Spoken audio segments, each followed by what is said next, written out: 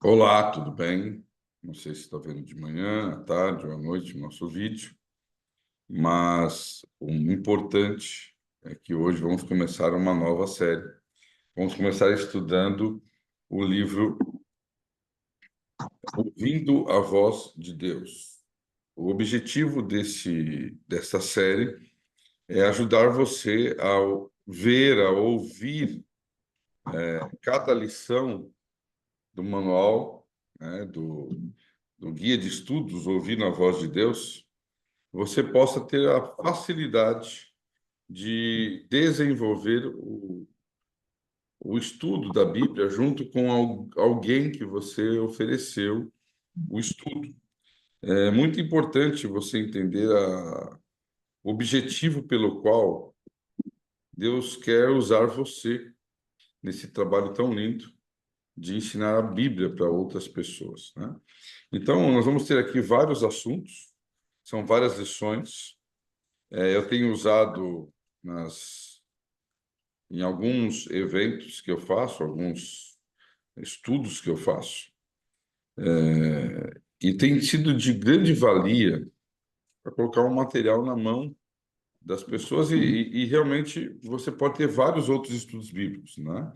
Você pode usar outro estudo bíblico pegando o material da lição correspondente que nós vamos estar aqui ensinando e falando sobre ouvir a voz de Deus. Muito bem. A primeira lição que nós vamos entender, que nós vamos compreender hoje, é sobre a Bíblia Sagrada. Tá? Vamos aprender sobre a Bíblia Sagrada. Antes, porém, eu quero falar aqui um pouquinho para vocês sobre essa questão da Bíblia, né? Muita informação nós temos, então provavelmente hoje eu vou fazer uma introdução. O objetivo é que você tenha mais subsídios na hora de falar, não só em relação à Bíblia, mas também a história de como a Bíblia chegou até nós. Então vou colocar aqui, enriquecer um pouquinho o teu conhecimento no aspecto de como a Bíblia chegou até nós. E eu começo falando sobre a autoria da Bíblia, né?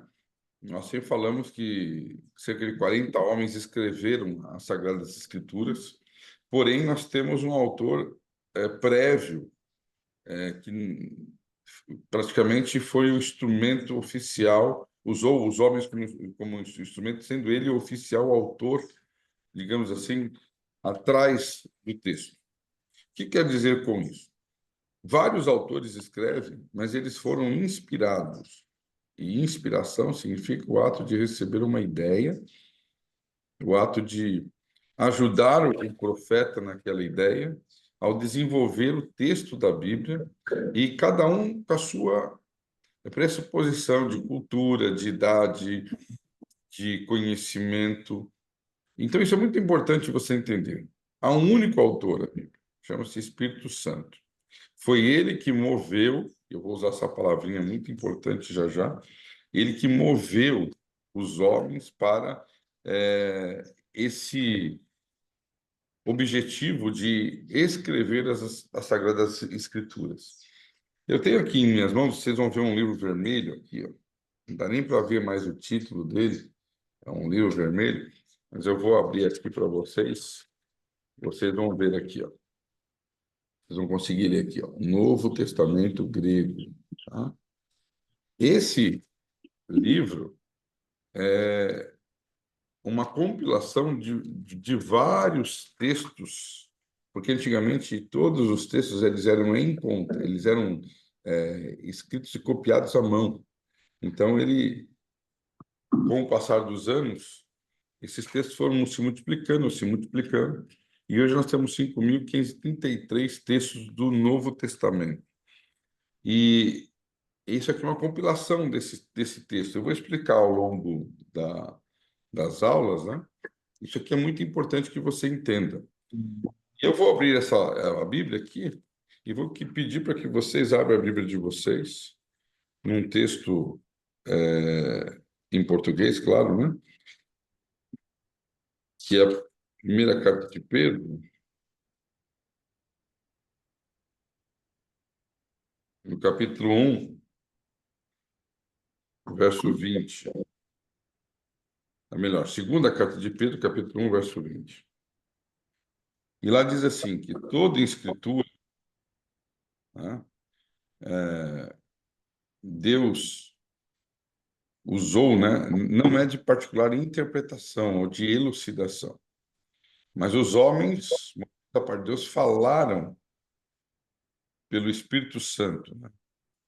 Foram guiados pelo Espírito Santo. Homens santos de Deus, eles falaram movidos pelo Espírito Santo. A palavra mover aqui é uma palavra muito chave, porque se o homem não tivesse a inspiração, né, que é o ato de Deus se revelar, Deus se revela, o homem recebe essa informação, o mesmo poder para o homem receber essa informação, que é o Espírito Santo na vida dele, sobre a vida dele, ele também precisa, na hora de escrever o que ele recebeu de informação, para que ele pudesse, o autor genuíno, né, da Bíblia, que é o Espírito Santo, ainda que levasse em consideração, vamos dizer assim,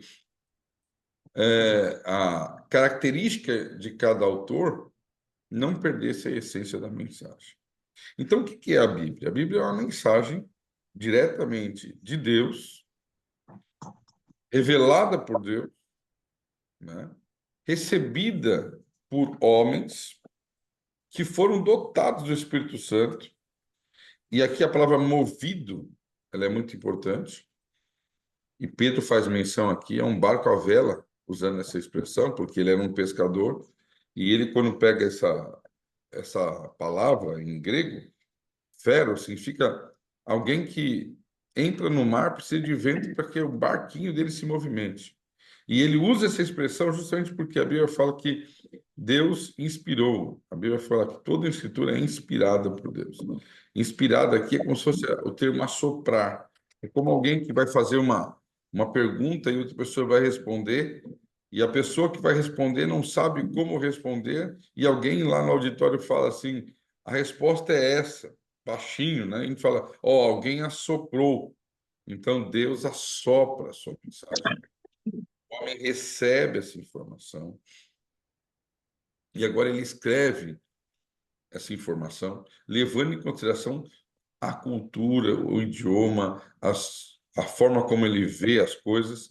E Deus permite até que o homem, quando escreva com suas pressuposições, para que não perca o lado humano também da Bíblia, porque Deus ele revela a Bíblia de uma forma muito espetacular, porque nós encontramos os erros do homem, né? Nós encontramos o pecado do homem, nós encontramos em toda a Bíblia. Deus não escreveu na Bíblia só coisas perfeitas, no sentido de que revelando quem Ele é, mas Ele permite que as histórias aconteçam para a gente tirar lições dela. Então a Bíblia um grande livro fantástico, onde você abre Gênesis, que é o primeiro livro na ordem não de escrita, mas na ordem cronológica dos fatos ali, e você encontra a serpente falando para Eva, lá em Apocalipse, que é o último livro da Bíblia, você encontra fazendo menção ao dragão, a antiga serpente chama Diabo e Satanás. Então você tem uma coerência interna com todos esses livros. É algo fantástico, porque o autor é o mesmo, embora homens sejam usados por Deus, se permitiram ser usados por Deus para escrever as Santas Escrituras. Dessa forma, nós podemos começar um pouco a estudar sobre a palavra de Deus. Feche seus olhos e vamos orar. Senhor Deus, obrigado porque a tua é uma revelação linda do teu amor. É uma expressão da tua vontade, dos desejos de um Deus que nos ama, para que possamos compreender, ainda que de maneira tão finita, a pessoa do caráter, como é Deus, e qual é a sua vontade, qual é o seu maior plano quando o homem entra em pecado, que Deus não pode mais, por ocasião do pecado, ter um relacionamento face a face com o homem, porque senão o homem morreria. Ou melhor, o homem não pode ter um relacionamento com Deus. Então, Deus se manifesta de várias formas, inclusive como santuário, e Deus então escreve uma carta de amor para que aqueles que não tiveram a oportunidade de falar, de ver,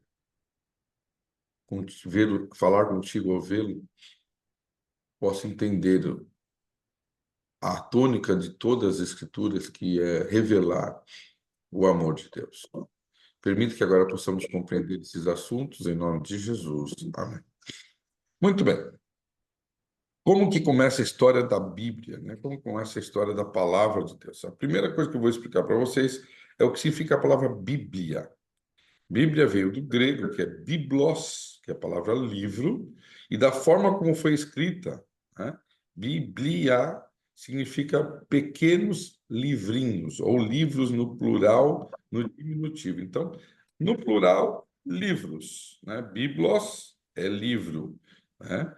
Biblói seria livros. Mas como está escrito Bíblia, seriam pequenos livros. Então, a Bíblia ela teve um momento em que vários autores escrevem pequenos livros, e esses livros depois são compilados em concílios de cristãos, de pessoas fiéis a Deus, são conduzidas por Deus para selecionar os livros que fazem parte dessa inspiração e os livros que não fazem parte dessa inspiração.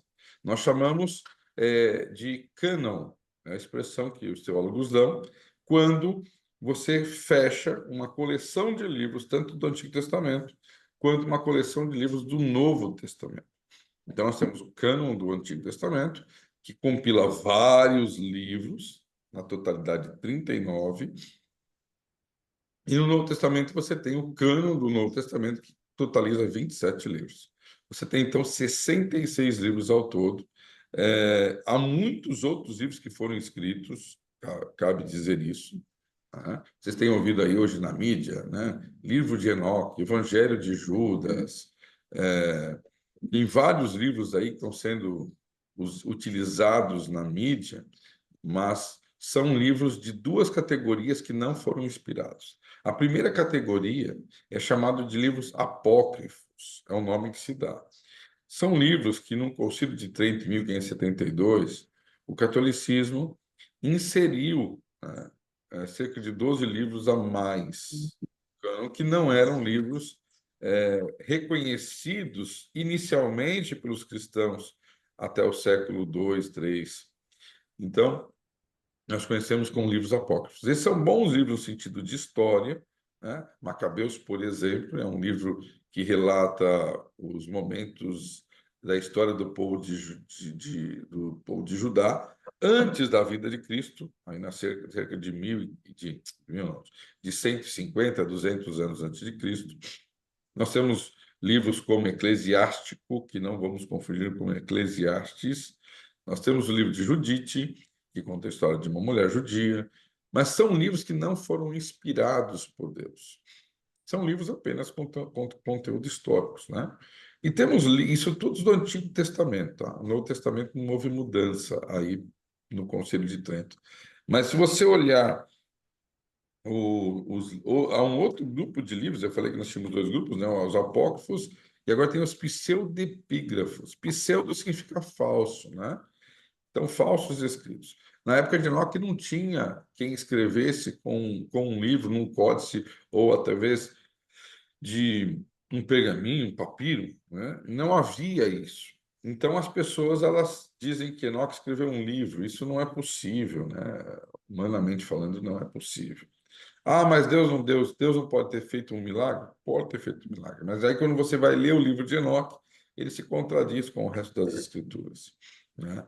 Tobias, por exemplo, ele conta uma história absurda, né, de que talvez Jesus tivesse agredido uma criança, coisa assim, muito forte, né?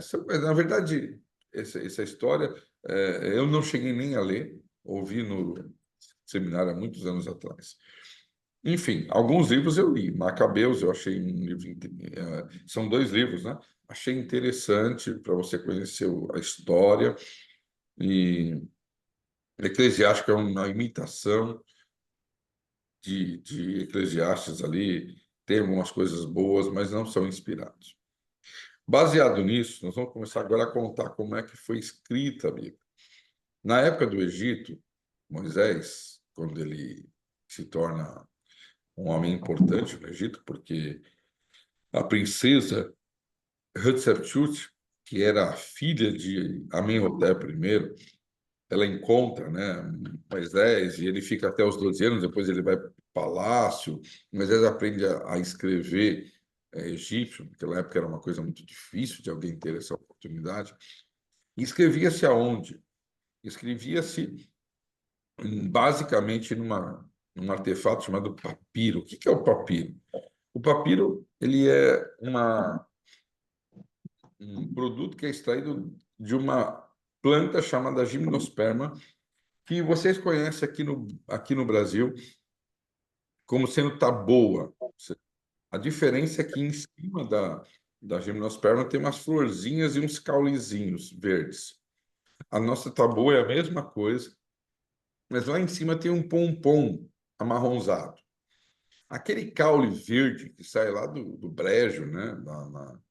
Até lá em cima, se você tirar aquele caule verde, tem um caule por dentro dele branquinho. Eles pegavam esse caule, viam, jogava numa tela, alisava e quando secava com água quente ali, né, virava um papel rústico. Nesse papel rústico, eles pegavam tinta com pena e escreviam. Então, daí veio o papiro. Moisés provavelmente só deve ter escrito em papiros, tá? Era uma forma de se escrever, um tipo de papel da época. E depois nós tínhamos os pergaminhos. Os pergaminhos, eles eram pele de animal. Você pegava animal, quando morria, era matado para comer, alguma coisa assim, você esticava, né? Secava, depois cortava e costurava para ficar dos mesmos tamanhos e formava os rolos, né? Então, essas duas formas básicas de se escrever, tanto o papiro quanto o pergaminho. Agora, quando nós olhamos para a história, nós vamos ver Moisés fugindo, né? Porque mata um egípcio e vai para um lugar chamado Midian. Isso cerca de 1400 antes de Cristo. Então ele começa a escrever o texto hebraico, né? A língua que ele usa do Antigo Testamento é o hebraico. Isso aqui é a Bíblia hebraica, tá? Aqui atrás, ó, está escrito em hebraico, está escrito três palavrinhas, que é a forma como eles dividem a Bíblia, tá? Torá, que é conhecido como a lei, são os 5 primeiros livros: Gênesis, Êxodo, Levíticos, Números e Deuteronômio. Depois está escrito aqui Nevim, que significa profetas, tá? E depois está escrito Correlê, que significa livros que nós ajuntamos assim na nossa ideia, que é os livros poéticos e os livros históricos, tá certo? A Bíblia hebraica ela se escreve da direita para a esquerda, né? Então aqui vou colocar aqui para que você veja. Ela começa escrevendo aqui, ó, e vai vindo para cá, tá vendo? Que legal. É assim, nós temos 22 letras, sendo todas consoantes, e eu vou colocar para você aqui que embaixo dessas letras existe alguns pontinhos aqui, ó. Esses pontinhos, não sei se você está conseguindo ver, eu vou tentar parar direitinho para você aqui, ó. Embaixo das letras são as vogais, que essas vogais não existiam na época de Moisés, de Ezequiel e Daniel. Essas vogais elas passaram a existir depois do quinto século, porque um grupo de estudiosos fiéis a Deus copiavam o texto bíblico para não perder a pronúncia, porque era escrito apenas em consoantes. Eles criaram os sinais chamados massoréticos, né? Então, a Bíblia hebraica é uma Bíblia muito especial. Ela tem um grupo de palavras que não é muito grande, é uma língua que não é muito rica, é uma língua pobre. Uma palavra, às vezes, em hebraico pode significar várias coisas em português, o que demanda assim, um certo trabalho na hora de traduzir, para entender o contexto, enfim. Mas é uma língua era a língua oficial dos judeus, né? Do povo de Israel, até o exílio babilônico. Depois, quando eles saem do exílio babilônico, a influência de uma língua parecida com a deles, porque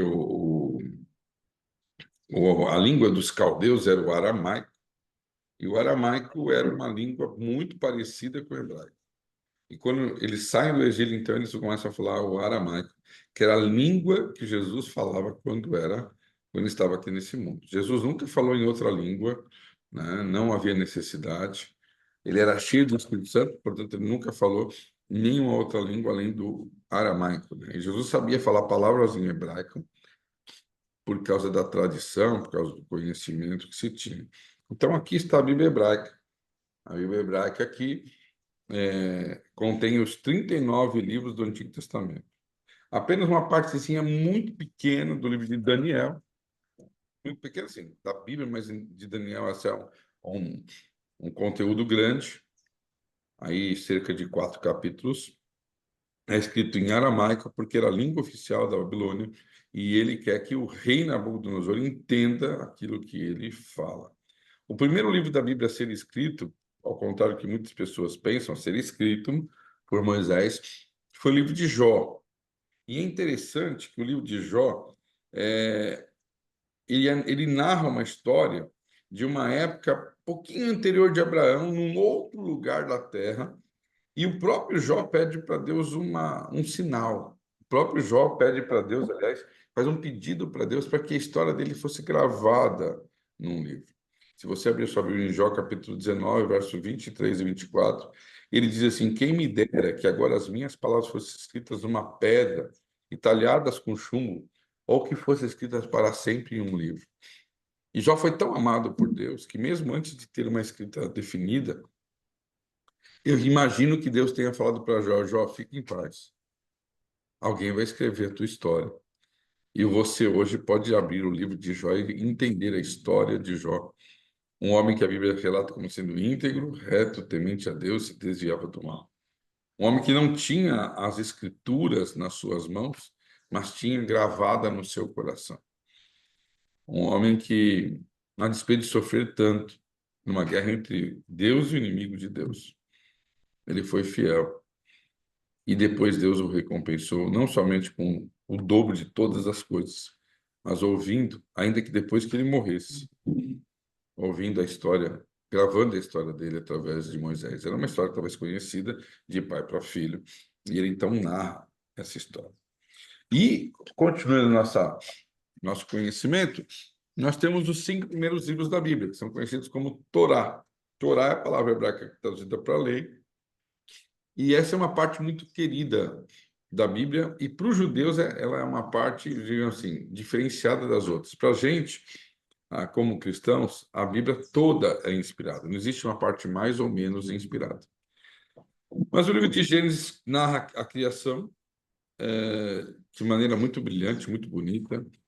O livro de Gênesis narra também a história no início do povo judeu, do dilúvio antes disso. E depois ele vai narrar a história de Abraão, de Isaac, de Jacó e dos filhos de Jacó, quando foram. E então, o livro de Gênesis é um livro com 50 capítulos, mas muito lindo. Histórias lindas, como histórias de José, histórias em que Deus dirige a vida de Abraão. O ponto alto do livro talvez tenha sido a fé de Abraão ao levar o seu próprio filho para ser sacrificado. De forma que a Bíblia também mostra os erros de Abraão. Abraão que por 2 vezes comete o erro de omitir que Sara era sua esposa. O filho comete o mesmo erro. Histórias tristes como quando Diná, por exemplo, que era filha de Israel, de Jacó, tem um relacionamento fora do seu povo e os irmãos matam tudo aqueles homens, né, fazendo uma trairagem, vamos dizer assim. A história linda do reencontro de Jacó e Esaú. O livro de Gênesis é maravilhoso, né? O livro de Gênesis é um livro que conta muitas histórias lindas. Depois vem o livro de Êxodo, que em hebraico é Shem. Os nomes. Os nomes dos livros que nós temos são praticamente nomes gregos, mas em hebraico seria Hashem. Hashem é os nomes, né? Traduzido. Daí vem a expressão Samuel, né? Samuel vem de Shemuel, nome de Deus. E quando você vai para o livro de Êxodo, você encontra a história a palavra êxodo em grego significa saída, né? Que é caminho e rodós é para fora. Você encontra Deus suscitando um líder, que é Moisés, narra a história de Moisés, o encontro de Moisés em Midian, quando ele começa a escrever o texto da Bíblia, e ele narra a saída do povo de Israel do Egito através das pragas, depois como ele conduz o povo no deserto, de forma que o livro de Êxodo também narra a única porção maior, vamos dizer assim, de orientação bíblica, dada pelo próprio Deus, escrita pelo próprio Deus, são as tábuas da lei, que depois seria repetido, né? Então, o livro de Êxodo narra sobre a construção de um santuário e as leis de Deus escritas pelo próprio dedo de Deus. Depois você vai ter o livro de Levíticos, que são várias orientações de leis, diversas leis, sobre leis de sanitarismo, leis culturais ali de relacionamento entre eles, leis sobre dízimos e ofertas, leis sobre um conteúdo, digamos assim, de higiene, né? Então, Deus está preocupado com o povo, ele vai dando orientações claras, seguras, sobre o sacrifício, sobre as ofertas, começa muito forte, né? Depois ele faz uma contagem para que a gente pudesse saber quantos eles eram, as famílias representadas, uma história muito bonita. E, na sequência, nós temos o livro de Deuteronômio, que é um livro em que Deus praticamente repete alguns conceitos da lei ali, né? Por isso a palavra Deuteronômio, Deuteros, significa repetição da lei. Deuteros é novamente, segunda vez, e Nomos é lei. E assim nós completamos os 5 primeiros livros do Antigo Testamento. Para que o vídeo não fique muito curto, nós vamos fazer isso de maneira bem devagar, para que você que vai dar um estudo bíblico, né, possa ter subsídio, possa conhecer, possa se aprofundar. Eu nem entrei ainda hoje no Ouvindo a Voz de Deus. O primeiro tema é a Bíblia, e depois vamos responder aqui, né? É, perguntas e respostas junto com vocês, mas eu quero enriquecer o teu conhecimento, para que quando você for dar um estudo bíblico, você conheça várias situações. Na semana que vem eu vou falar sobre os livros históricos, proféticos e poéticos, tá certo? Para que você conheça mais sobre o Antigo Testamento. E eu recomendo, né, que você procure conhecer um pouquinho do hebraico. É uma língua muito fácil em alguns aspectos, não precisa aprender nem a ler os caracteres, basta você, de repente, se envolver com algo chamado comentário bíblico, né? Você tem vários comentários bíblicos, inclusive o nosso o comentário bíblico adventista, e quero apresentar para vocês também que no Antigo Testamento nós temos duas versões. Uma primeira versão do do Antigo Testamento, do hebraico para o aramaico, que era a Bíblia que Jesus usava quando estava aqui nesse mundo, e a outra que era o grego, né?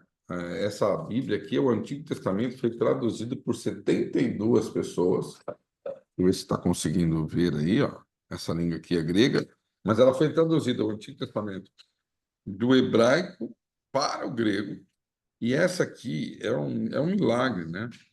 72 homens pegaram e fizeram uma tradução. E quando foram ver, a tradução do hebraico para o grego era idêntica, as palavras foram perfeitamente traduzidas.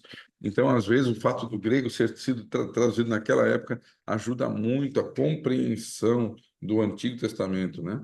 Porque não é uma reformulação, é uma tradução. Tem pessoas por aí dizendo assim: a Bíblia precisa ser reformulada, a Bíblia precisa ser reescrita, né? Isso tudo é armadilha do diabo. Tudo aquilo que a Bíblia escreveu, como escreveu, levando em consideração os erros dos autores, levando em consideração, às vezes, as circunstâncias em que ela foi escrita, o tempo que ela foi escrita. Deus é tão perfeito que a Bíblia fala a nós hoje como se fosse abrindo uma carta escrita em nossos dias. Deus, ele é maravilhoso, a palavra dele é maravilhosa, e eu quero concluir com alguns textos da própria Bíblia, né? A Bíblia fala assim: lâmpada para os meus pés é a tua palavra e luz para os meus caminhos. Davi dizia: escondi a tua palavra no meu coração para não pecar contra ti. Que a Bíblia possa ser nossa regra de fé, que ela possa revelar a você o maior objetivo de Deus, que é o amor dele. E eu concluo contando uma história para você.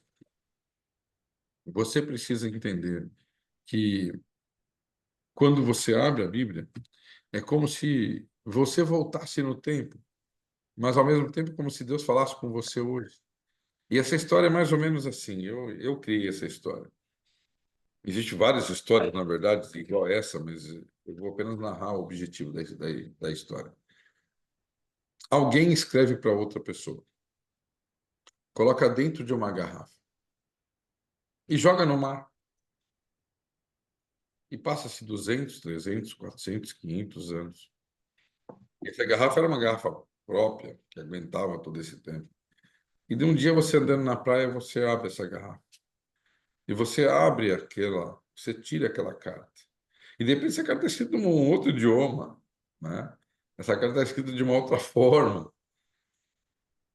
Mas você vai atrás para saber em que língua. E aí você pergunta quem escreveu, para quem foi escrito. E você descobre que naquela carta está escrito assim: eu vivi a minha vida toda querendo me aproximar de você, porque eu tinha saudade. A palavra saudade só existe em português, mas sentia a sua falta. E aí você não sabe se foi um pai para uma filha, um homem para uma mulher para um homem. E aí você vai investigar, porque há uma palavrinha ali que diz, olha, na cidade tal. E aí você vai até pesquisa sobre essa cidade, sobre quem poderia ser, e de repente você acha quem é o autor e para quem foi escrito. E aquela carta cada dia passa a fazer mais sentido para você, cada palavra. E quando você menos espera, você compreendeu exatamente o que aquele autor queria dizer para a pessoa que ele queria enviar a carta.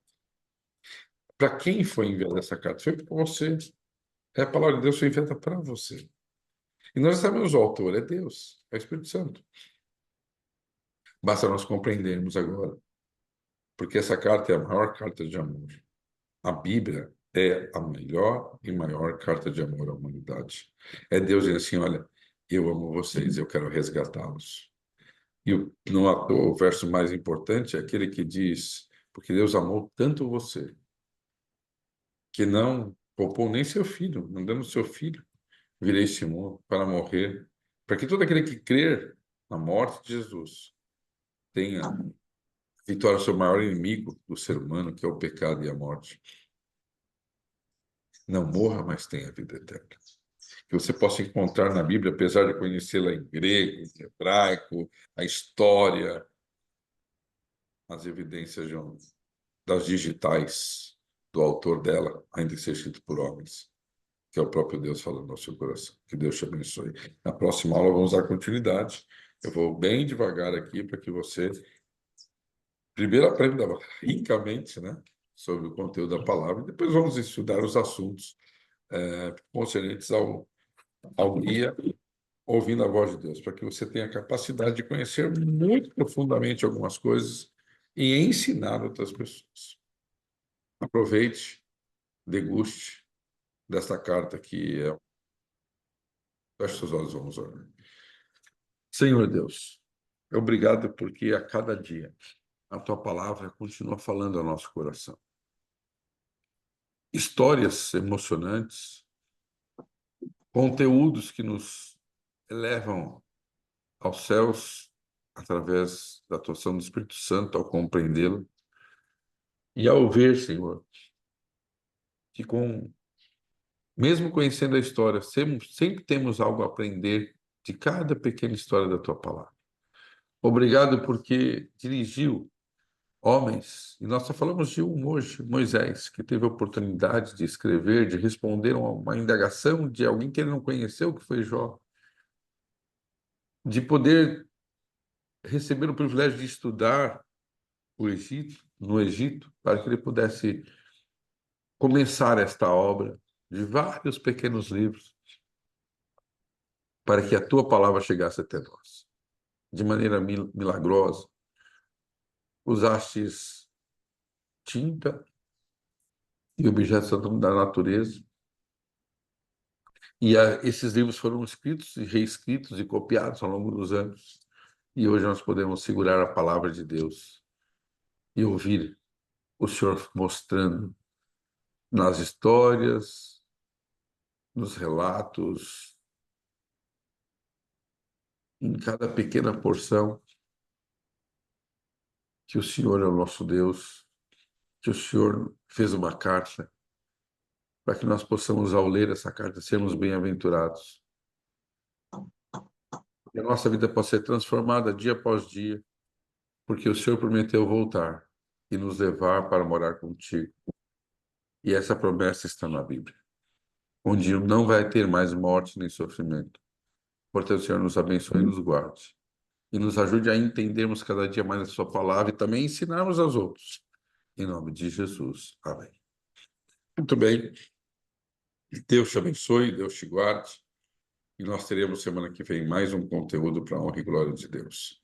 Que a tua vida possa ser uma bênção e que você possa usar desse conhecimento para ensinar outras pessoas na salvação em Cristo Jesus.